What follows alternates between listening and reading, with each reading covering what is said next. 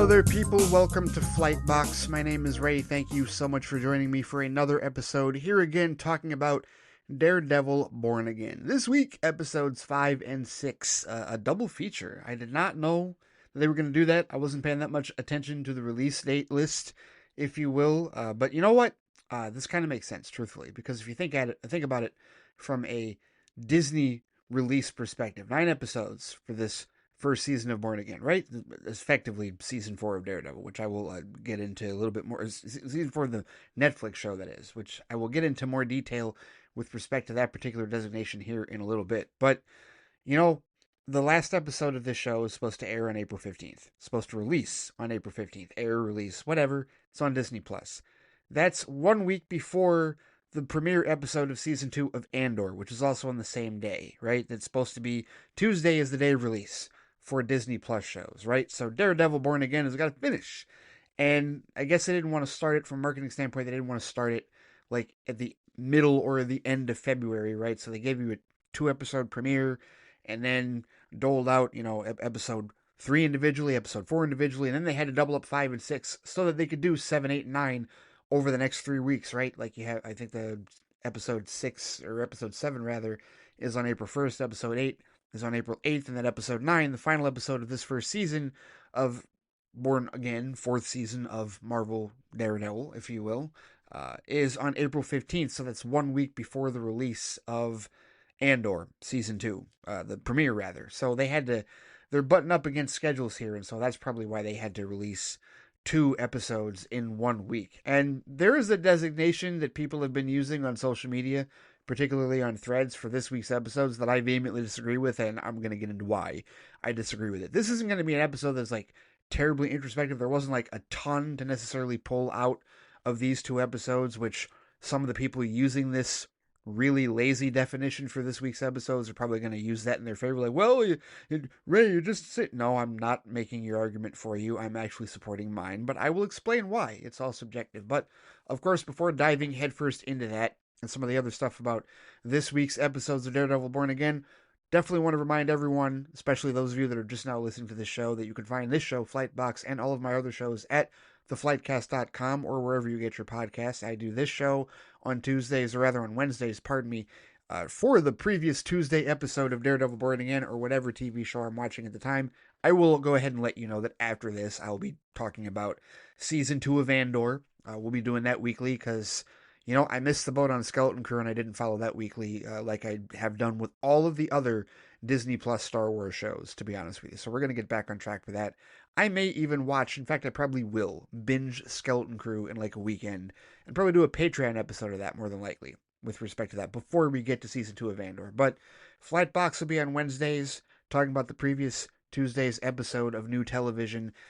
We've got the main show, I've got the main show rather, Flightcast on Mondays, where I talk about general movies, TV, and other sort of media stuff.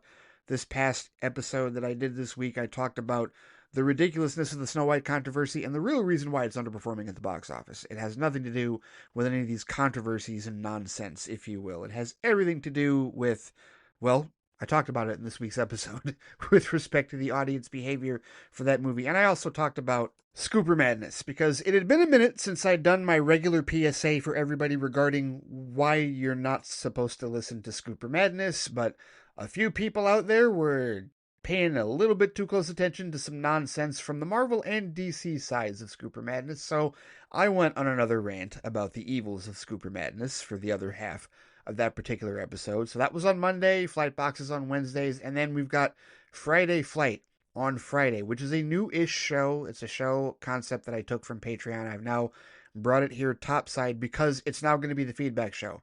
And so once again, for anybody, I mentioned this in the previous episode on Monday, but for anybody that is interested in sending in any email or feedback for this week's show, the deadline is Friday, 12 p.m. Eastern Daylight Time, for whatever feedback you want to send in that I will read and we will get to and we will talk about, we will chat about on this particular show. And yes, that does include all of the Avengers Doomsday announcement ridiculousness today. I mentioned on social media that I'm not doing a Flight Alert episode about that. I probably will talk about it in a Flight Chat episode on Patreon tomorrow. But if you want to talk about it, if you've got any questions, if you have any thoughts about it, the deadline for Friday Flight is noon Eastern Daylight Time Friday. After that, I'll get home from work and I will immediately start recording that episode and getting all of your feedback. So that is your deadline. But that is Friday Flight, the new-ish feedback show with respect to Flightcast. It's replacing Flight Chat, although Flight Chat is kind of moving into a different designation. If I'm going to do feedback on Fridays, I may as well use the Friday Flight moniker, right? So that's the feedback show. So that's Mondays, Wednesdays, and Fridays that I do shows here on the Flightcast Podcast Network, and you can find that at theflightcast.com. You can find it on Apple Podcasts. You can find it on the Flightcast YouTube channel. If you like and subscribe there, you can get access to all the public episodes that are posted there. I'm also on Spotify and Pandora, where you can get episodes of the show there. Just look up Flightcast, and you will find my beloved podcast there, or wherever you get your podcasts, whether you use Overcast or another podcatcher app, whatever it is, you'll find the Flightcast out there and all of these shows that I do. Also, definitely want to take a moment to thank all of my very loyal and faithful supporters on Patreon at patreon.com/theflightcast. Thank you so much for your loyal support. I did another episode of Flight Speed yesterday where I celebrated the 9-year anniversary of Batman v Superman: Dawn of Justice. Had some introspective stories to tell, if you will, about what happened 9 years ago and how that particular film literally is responsible for the birth of the Flightcast, if you will, right? This show, my blog, would not exist if it were not for Batman v Superman: Dawn of Justice, so I talked about that on Flight Speed. I also did a recent episode of Flight Review that is Patreon exclusive. I reviewed the Hellraiser Quartet of Torment, which is a set that Arrow Videos put out, which is the first 4 Hellraiser films remastered in 4K. I watched them and I reviewed them. They were recommended to me, and I am having a reawakening, if you will, with respect to horror movies. But I'm also finally doing Flight Review episodes on movies that you have probably seen that I have not seen. And I got another doozy coming up here pretty soon in the next couple of days. That'll be another Patreon exclusive Flight Review episode. My only hint to you is that it's one of the 2 Christopher Nolan movies I have not seen. There are 2 Christopher Nolan movies in his feature film catalog that I have not watched.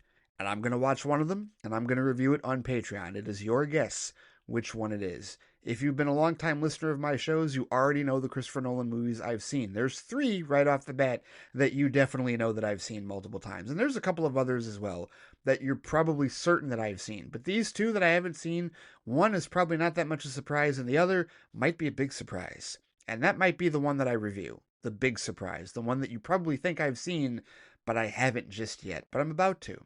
Don't worry about it. But that'll be another Patreon exclusive episode of Flight Review that'll be coming out in the next couple of days. So that's available there, or that will be available along with all the other bonus content at patreon.com/theflightcast. Thank you so much, loyal patrons who are continuing to subscribe to that Patreon. And for anybody interested in that bonus content, just go to patreon.com/theflightcast and sign up to be a flight officer, and that will get you full access to all of the extra bonus episodes. There's almost 200 episodes of bonus content that I've posted to that Patreon, which is insane. I cannot believe I've posted that much to it.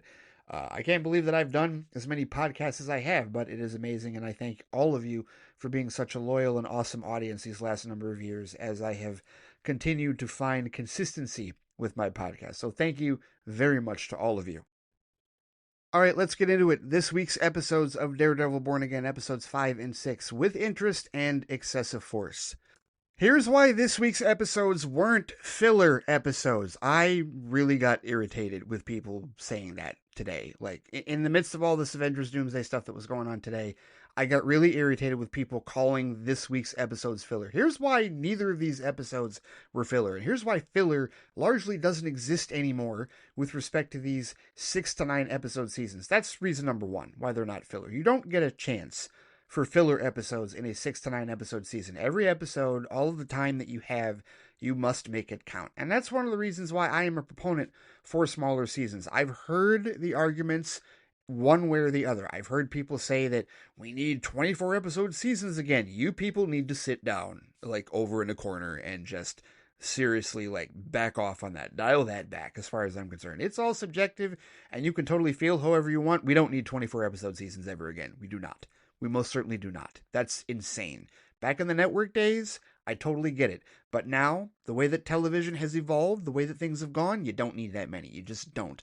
And I really think the people that want that back again are out to lunch. I really do. In my personal, humble opinion, you may disagree with me as much as you like. You may agree with me as much as you like. Either way, I think that's silly. And anybody who wants longer than that as well, right? Like you want 15 episodes, that's still kind of pushing it. It really depends on the show, truthfully. Depends on what you're going to do and depends on how things are going to be orchestrated within your show. But a 9-episode season like this, you're not going to have filler episodes. It's just that mathematically speaking, that doesn't make any sense for you to do that. And they did not do that this week. And here's the other reasons why these episodes are not filler.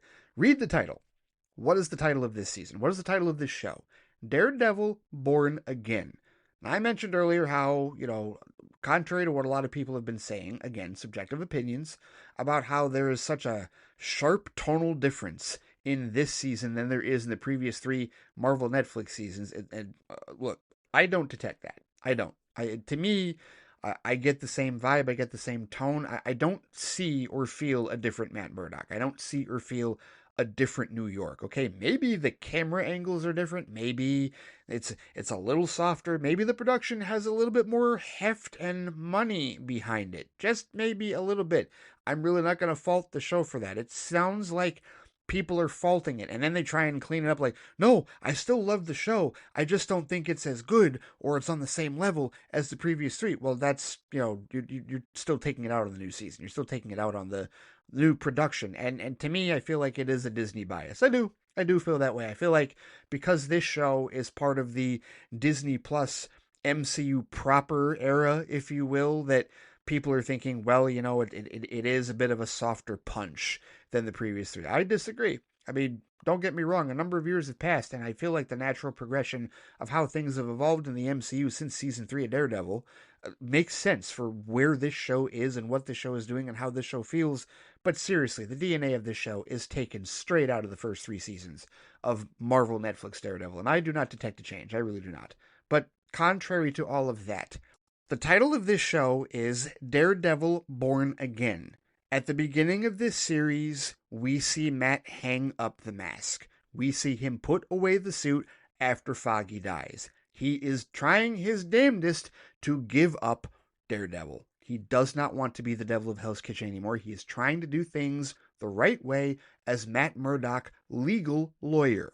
And throughout the first half of this season, the universe has basically told Matt, no, you can't be just the legal lawyer. There are going to be things outside of your control as a lawyer that you're going to need to take care of, lest you want things to go the way of the bad guys, which we know you can't handle, Matt, because you're a good person and you want to see evil punished as brutally as it possibly can be, right? That's why he defended Hector Ayala.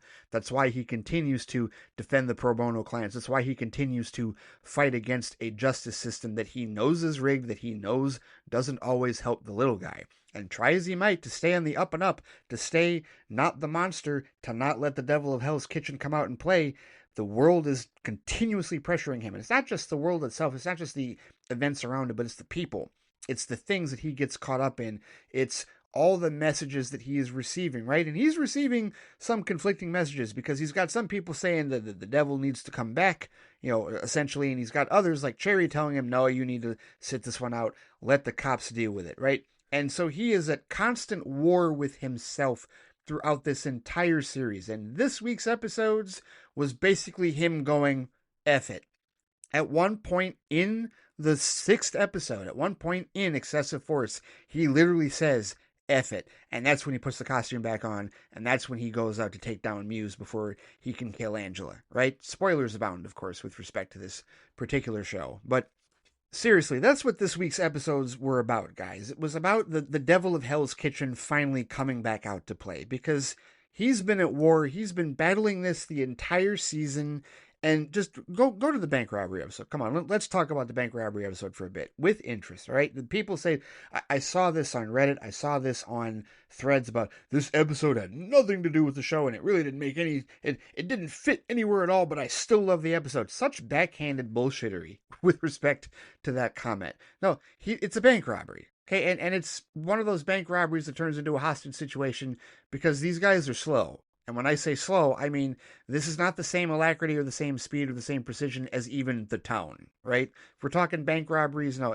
Neil McCauley from Heat and Doug McRae from The Town would have been in and out of there in 5 minutes and wouldn't have all this hostage taking bullshit or whatever. Yes, I know that technically he took Rebecca Hall hostage in that movie for a little bit, but either way, I'm just saying the bank robbers in the Irish bank robbers on St. Patty's Day in this particular episode slower in terms of their deliberate procedure, right? They've got this all cooked up, they've got this all figured out because they apparently know that the bank that they're heisting doesn't have money.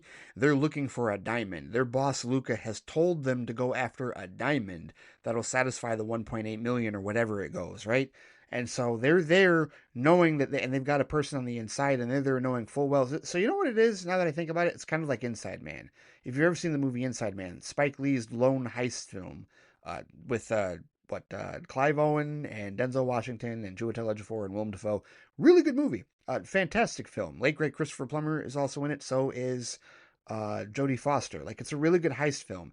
And so that's what this kind of turns into, is like, it's a hostage situation with a bunch of people and a bunch of robbers, but it's a situation where Matt gets to do the good guy thing, gets to do the Daredevil thing while still as Matt Murdock. And he's got some help, some awesome Marvel family help, and I do mean that literally. The father of Ms. Marvel, Yusuf Khan, is the assistant bank manager in this particular bank. Welcome back, Mohan Kapoor, the actor who has so wonderfully played that character in both the Ms. Marvel show and in the Marvels. Awesome to see him. This is great connective tissue, right? This is awesome to see the worlds of the MCU shows collide, right? I mean, obviously, Matt was in, he was in Spider-Man No Way Home. We know this for a little bit, but he was also in She-Hulk, which I still have yet to watch. So it's nice when, we can cross the streams with Marvel shows. We got another character to talk about from another show. I was in an interesting place here where I knew about one character because I had seen their show, and the other character, I didn't see how that particular show ended, so I wasn't entirely certain where that character ended, and I still don't know. I have to get caught up on that, but we'll get to that in a second here. But here we've got Matt in this bank robbery situation, and it's a case where he was out of the bank. He'd left the bank. He'd gone there because, he's been spending this whole first season. One of his objectives is to try and get more funding for him and McDuffie's law firm. And he got denied. Like, he was there and the normal manager wasn't there, but Khan was there. And it was a very friendly, very nice, very warm conversation. And, plenty of Miss Marvel references, right? Because he got to talk about how he's from Jersey City. He's got the bobblehead of his own daughter, Kamala Khan, and talks about Jersey City's own superhero, Ms. Marvel, right? He's so proud, and, Matt is acting like he doesn't know. Does Matt actually know? He probably does, but he's playing dumb if he is, whatever, this and that. But Matt gets denied for this loan by Khan, and he leaves the bank. He's down the street. He leaves the bank. The bank robbers come in after he's a block down the way. He's on the phone with McDuffie. He hears the screams and just tells McDuffie, call 911, hangs up. He walks back into the bank, right? This is where, from the moment Matt walked into that bank, the robbers were no longer in control of the situation. The second Matt said, I'm walking back into this bank, I'm letting these guys take me hostage. No, you are not playing your game anymore, bank robbers. You are now playing Matt Murdock's game. And that was the deliciousness of this particular episode, because you're just sitting there in anticipation the entire time, like, what the hell is he going to do? He can't sneak away and put the costume on. Whatever he's doing, he's going to have to do clandestinely as Matt Murdock. But he's putting himself in the line of fire. This very much is reminiscent of the scene from episode 2, where when he goes to get that witness out of, when the cops come and rough up the witness, and they're at the door, and he gets the witness and sneaks out the window, but then he doesn't go out the window himself. He just walks to the front door, unlocks it, and stands there inviting the dudes in, basically claiming the situation like, I am now in control. You do not realize who you are dealing with. And this was another one of those situations. The robbers had absolutely no idea who they were dealing with. And it's all this little St. Patty's Day Irish byplay and all this, a lot of dialogue and a lot of like jawing, especially with that new hostage negotiator, Angie Kim, who we'd seen earlier in the first episode. Now she's in charge of that particular situation. The joke that she did tell the guy was funny. I did think the joke about the penguins was funny, right? That was a lighter moment, kind of, if you will, in the middle of this tension that's supposed to be built up with this hostage situation. But really, because Daredevil is there, because Matt's there, it's just like, okay, well, what is he going to do? And how is Yusuf going to help him? And it worked out. But again, this is a case where Matt is presented with a situation where criminals are committing crimes. Criminals are putting innocent lives in danger, and he walks back into the fray to defend them. And he knows he can't do it completely as a lawyer. He does this as half Matt Murdock and as half the Devil of Hell's Kitchen. When he's topside dealing with the robbers and dealing with the hostages, he's Matt Murdock. He's using all the legalese, he's using all the court speak, he's using all of the posturing and all of the tactics that he knows to game the situation and to get an upper hand in front of the hostages and in front of Khan, without anyone being the wiser. When he's down below dealing with the robbers, he's the Devil of Hell's Kitchen. That's when the devil comes out. When he takes both those guys out, and also when he opens the safe, because Yusuf still doesn't know how he did it. Yusuf still has no idea about his super hearing and how he opened the safe. That's when he's the Devil of Hell's Kitchen. And so that was a half and half, right? It's like, okay, we're pretty sure the devil is coming back out to play, but he can't fully do it in this episode. He's got to do it 50-50. So 50-50, he's able to do it, and, it does it in such clever fashion, right? They figure out that they're after this diamond that's in the safe deposit box, and through, he manipulated the situation so well with respect to the timing. He knew the cops were going to breach. He talks the guy down, waits for the smoke grenades to go off. He just timed it so well and knew that those guys really didn't want to kill anybody, and preyed upon the lead robbers, played upon his dependence on getting that diamond, and did the switcheroo, and also found out who the inside person was, the girl that was pretending to be a hostage, and they make off with a butterscotch treat, or whatever that was, whatever candy that was in Yusuf's candy bowl at his desk, and he had the diamond for himself. It was fantastic. Now, that was definitely shades of how some of the episodes in the Marvel Netflix show ended in that regard. Most certainly it was, for sure. But, the way that this episode ends, I love it, where he's done the deed, he stopped the robbers, he's thwarted the plan, and Luca's thieves can't get away with whatever it is, with the diamond that they were trying to get away with for the 1.8 that he's supposed to pay Victor. And on top of that, he goes to check up on Yusuf, and now he's befriended Yusuf, so this is great. Daredevil is now friends with the father of Ms. Marvel. That's awesome, fantastic. I'm not inferring anything else from that. It's just a really cool inter-show connection, if you will. And then at the end of it, of course, what's in the candy bowl after Matt leaves? The diamond that he leaves for Yusuf. Hey, put that back in the safe, right? The job is done. Everything is buttoned up. Not filler. Not a filler episode, because that was all about the devil slowly but surely coming back out to play. Because again, he'd left the bank. He didn't need to go back. He willingly went back into the fray and was 50-50 Matt Murdock, Devil of Hell's Kitchen in that episode. No doubt. So that was more development of this born-again persona as far as the Devil of Hell's Kitchen coming back out to play for this show. And then when you get to Excessive Force, that's just about the devil coming out to play, seriously. And we've got this whole thing going on with Fisk.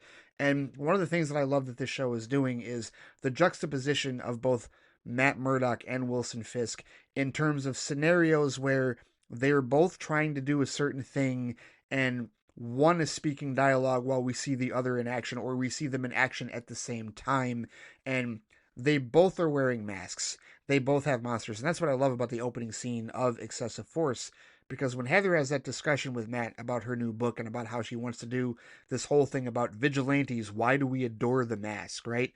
And that's going to be a subject that obviously is going to hit home for Matt.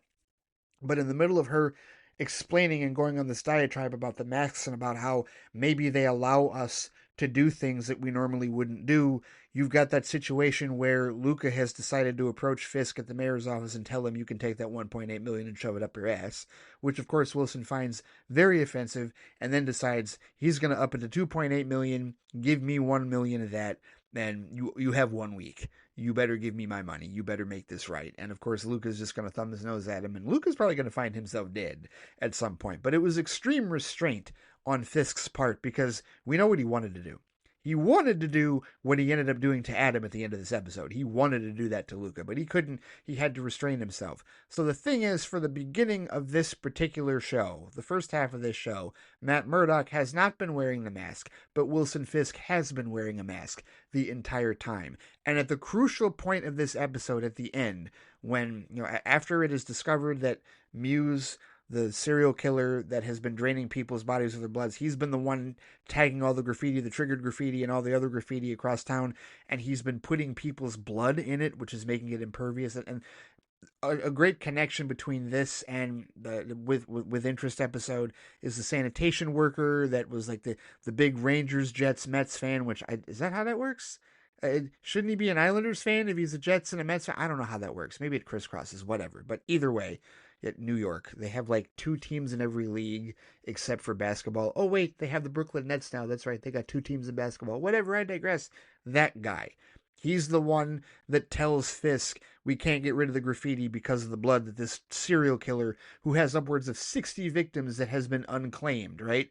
Which doesn't look great for the police because the sanitation worker, as Fisk pointed out, discovered a serial killer, a mass serial killer that's been graffiti tagging the city before they did in this regard, right? But in the quintessential moment, because you've got this going on, and then you've got Angela, Hector's niece, who is, she is, and I saw this, people comment this on social media as well, she is this close to, like, trying to take up the white tiger mantle herself. All she's got to do is find that amulet, and she might rock and roll. And I imagine there's something in the comics, the president in the comics, where she does that, but yeah, she's ready to go full vigilante, especially when she goes to Matt and kind of gets rebuffed, right? Because, again, he's putting up the resistance. He's saying, call the cops, let them handle it. And she knows the cops aren't going to do shit because the cops killed her father. She's convinced of this, and they probably did. We're going to find that out officially at some point, more than likely, unless there's some other nefarious plot that we're not aware of. But things are being set into motion here, and Angela does not feel like she can count on anyone but herself, including Matt. She feels betrayed at this point, like Matt is not going to do anything. Whether she knows who Matt is or not, and maybe she does, maybe she doesn't, maybe she has some intuition, it doesn't matter. But either way, she feels like she's got to do this on her own, and that, of course, leads her into danger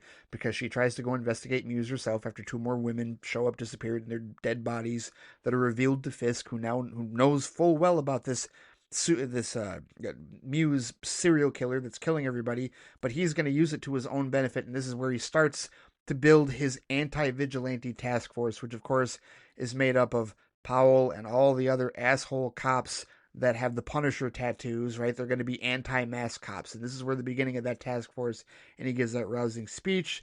And basically, he's recruited cops that take the law into their own hands without wearing a mask. So it's very hypocritical because it's cops that basically are vigilantes, but they wear a badge in that regard. And they got, hard luck, and maybe, they had promising careers, and now they've found themselves in the gutter end of being an officer on the streets of New York in that regard. And Fisk is going to promise them, yes, we will do this. This is what we're gonna take our city back. That type of deal, right? Rah, rah, rah in that regard. So that's happening. Meanwhile, Matt is on the trail of Muse, following Angela's lead, if you will. And literally, it was a case where Angela's mother called him to find out where she was because she's never been out like this. I'm very worried.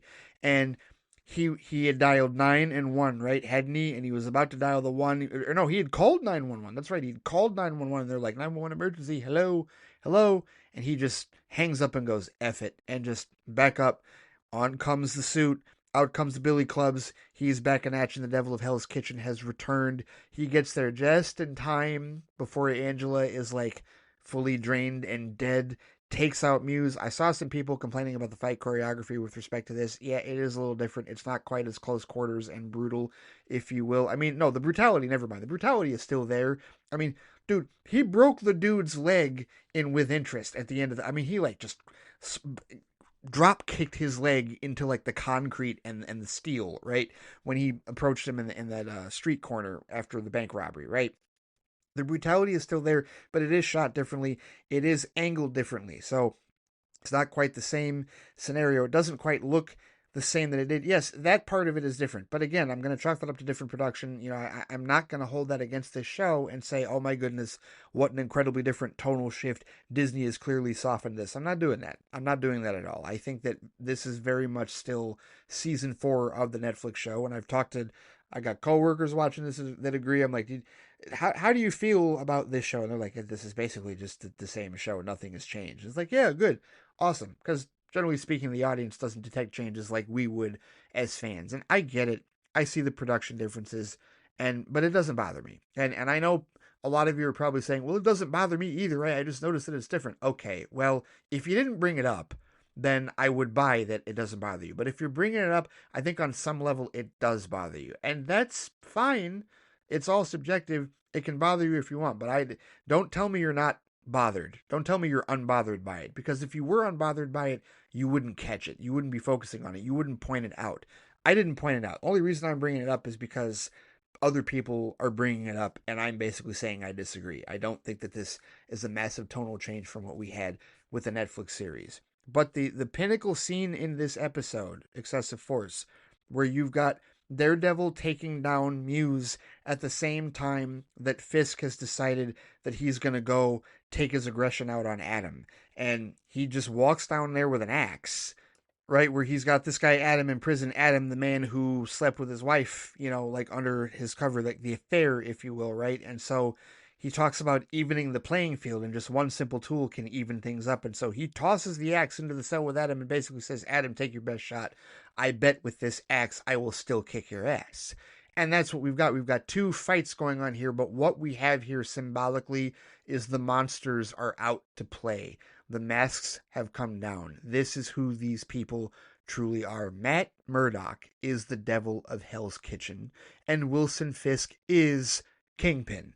And you saw the devil of Hell's Kitchen take down Muse and save Angela, and you saw Kingpin beat the shit out of Adam with avoiding an axe in that regard. And there was even that one scene, remember when Vanessa, because he's got to go to this event to glad hand all of these, the wealthy, the one percenters in New York, right? And that's where the other character from Hawkeye, Jack, the swordsman, right? And I remember I didn't finish Hawkeye. I didn't watch the last episode of Hawkeye, the episode that Kingpin is in, right? So clearly he's free, and clearly he's, still part of the one percenters. He's one of the socialites that is like basically saying we're not interested in Fisk's little, like his project on the docks, right? That he's trying to glad hand money for. But as Vanessa is explaining all of this to him and what he's supposed to be doing, he rips his suit jacket and says his suits aren't fitting him as well as they used to. And he's like, well, I guess we're going to have to get you fitted. That's because he's growing into Kingpin size again, right? Because he was bigger when he was Kingpin in the first 3 seasons, and he's lost weight, right? And it's been a while, but like Wilson Fisk, mayor of New York, was a more svelte version of Wilson Fisk, right?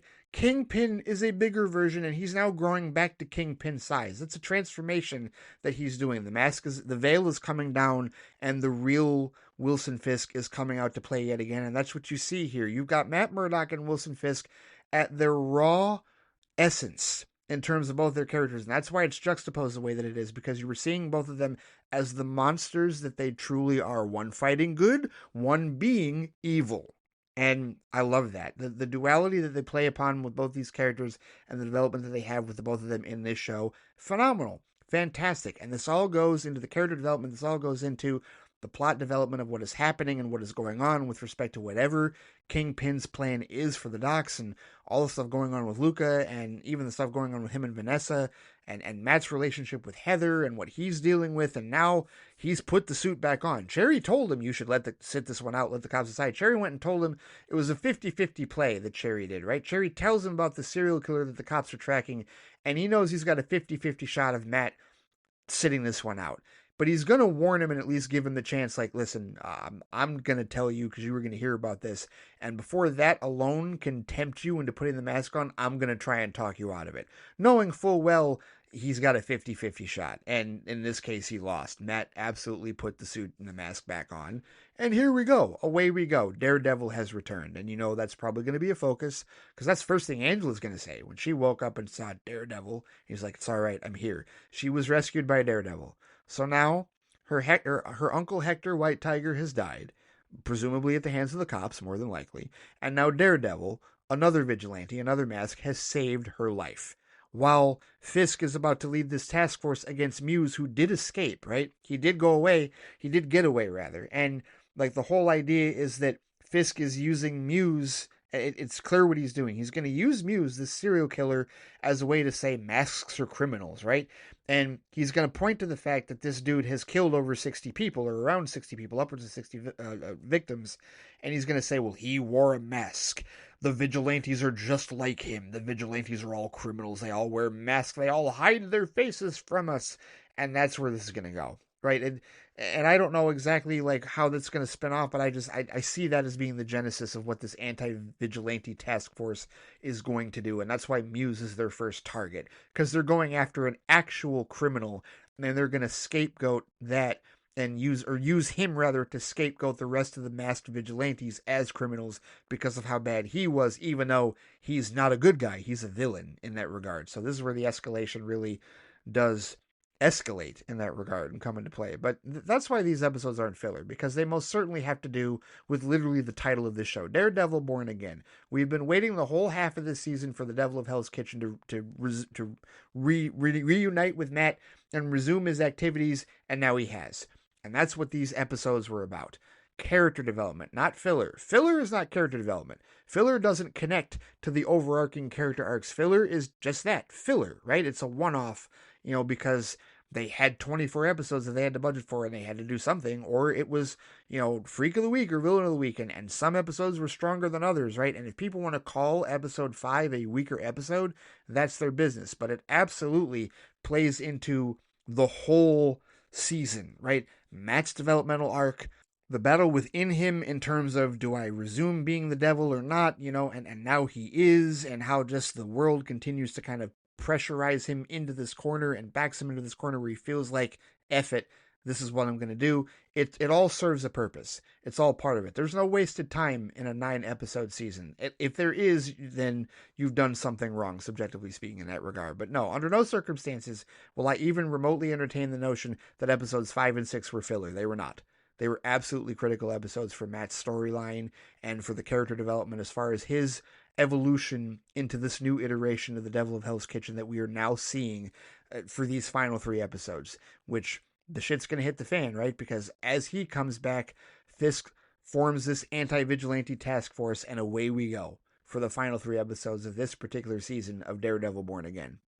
One other thing I really wanted to touch on that I've really enjoyed about this show so far with this particular season, and really this was also the case but back in the Marvel Netflix days, but even more so now, is I like this dichotomy that we have with respect to the way the MCU operates. Because obviously, when it comes to the movies, those are bigger spectacles. Those are individuals with superpowers, right? Those are mutants. Those are, the enhanced, right? Or super soldiers and, people with great technology like Stark or Ant-Man or anybody like that, right? It's larger than life, right? Those characters, the Avengers, are larger than life in that regard, right? But then what you've got here with respect to the TV shows is you've got stuff on a smaller scale for the most part. I mean, obviously Loki and WandaVision are bigger scales as well. But when you get to shows like Ms. Marvel and Hawkeye and Daredevil now, we're talking about like a subset here where you've got these characters that are operating as vigilantes. I like the fact that there is a demarcation between superheroes and vigilantes. When Heather talks about the mask that a vigilante wears, she's not speaking of any one of the Avengers. They all wear masks, but also their identities are revealed. We knew that Captain America was Steve Rogers. We know it's Sam Wilson currently, right? We knew from the beginning that Tony Stark was Iron Man. That was something that they, from what I recall, they eschewed that from the comics, because in the comics, wasn't it that, like, originally the premise was that Iron Man was Tony Stark's bodyguard, but he says, I am Iron Man. That's the last line he speaks in the very first film that started the MCU way back when, 17 years ago, right? Identities are known. We know who Thor is. We know who Hawkeye is, right? We know who Black Widow is, right? They don't hide anything. We know that Black Panther is the king of Wakanda, right? So it's different with superheroes. Whereas with vigilantes, it's a case of, all right, you did have Luke Cage and Jessica Jones and Iron Fist that, people, they didn't hide themselves. They didn't wear masks, but you've got others who do wear masks, and they're not on the same level as superheroes in that regard. They deal with all the street level stuff, the grittier stuff, right? The things that go on that are underneath the Avengers radar, right? And that still isn't an excuse for them never mentioning any of those shows in the movies way back when, under the Ike Perlmutter reign of terror, right? But still, I like that there is that dichotomy now, right? Especially since we are at a point where these characters do have direct connection to the films, and they are part of that world even more officially than they were before. And honestly now, like, I love and I don't, again, I got to see She-Hulk, and I've got to finish Hawkeye, and I've got to watch Echo. And I forgot to mention this. I also haven't seen Agatha All Along. I've watched none of that. But either way, I don't know exactly how it works in the other shows. But here we've got a scenario here where we got Matt Murdock, Charlie Cox's Matt Murdock, talking with Mohan Kapoor's Yusuf Khan, right? And Yusuf Khan, we're talking about he was in his own show, Ms. Marvel, and in the Marvels, right? So that's direct connection, right? Movies and show. And now he's talking to the Devil of Hell's Kitchen, the Charlie Cox, like the one from the Netflix shows, right? So that level of connection is there, but it's still a different world, right? You know, in many ways, like Yusuf, like, not that the family didn't help. I mean, of course, family helped Kamala as much as they could in her show, and even as much as they could in the Marvels, which I cannot tell you how glad I am. But still to this day, I am so glad that I decided to binge watch Ms. Marvel before watching the Marvels. It made all the scenes with Kamala's family that much more enriching. I got so much more contextual satisfaction out of that. Really glad that I did that.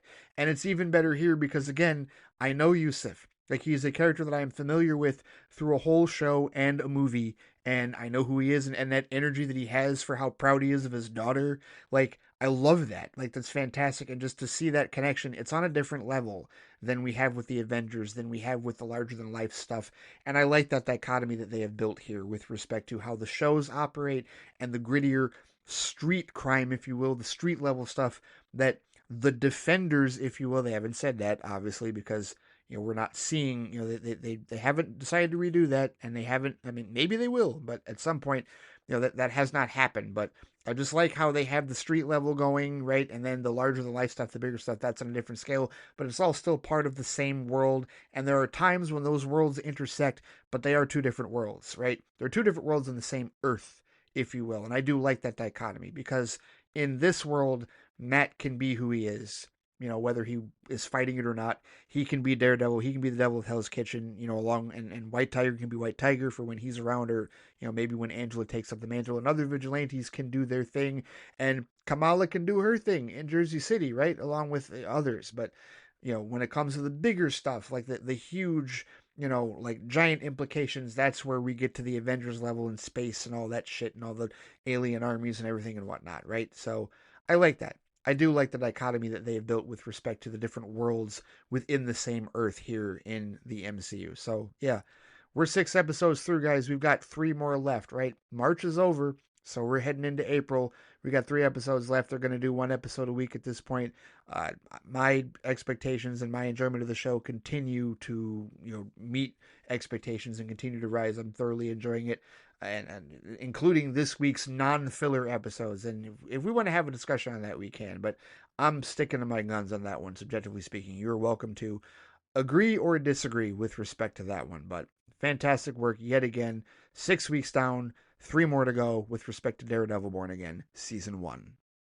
And that is going to do it for this particular episode of Flightbox. Thank you so much for listening. Hopefully you are enjoying Daredevil Born Again just as much as I am. But in the event that you aren't and you want to talk about it, or if you are and you want to talk about it and you want to have a discussion with respect to anything going on in these episodes or anything caught up or anything that you think is overarching or even anything that you're thinking ahead of, because there are some things that I think some of us still have some theories on.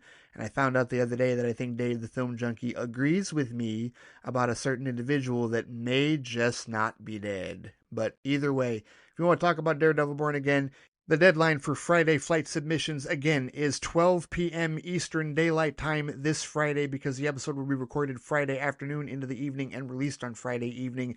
You know where to find me on BLUESKY at FlightCast, on Threads and Instagram, back again at the FlightCast. There's also the FlightCast Facebook page, and of course I can be reached by email at ray@theflightcast.com, and also on the FlightCast YouTube page. If you want to post underneath the posting for this particular episode on the YouTube page, I will check those responses as well. So several different ways to get your feedback in for Friday Flight this Friday. Remember, one more time, deadline 12 p.m. noon Eastern Daylight Time for Friday Flight feedback submissions. All right, there you go. Say that 3 times fast. All right, with that in mind, Also want to remind the patrons, if you want to have an early discussion, or if you want to hear my early thoughts, if you will, before Friday Flight, before we talk about this on Friday Flight, you want to hear some early thoughts about what I have to say with respect to the Avengers Doomsday castings, and you haven't seen any of the stuff that I've posted on either Threads or Blue Sky yet, stay tuned. If you are a loyal patron at patreon.com/theflightcast, I will do a special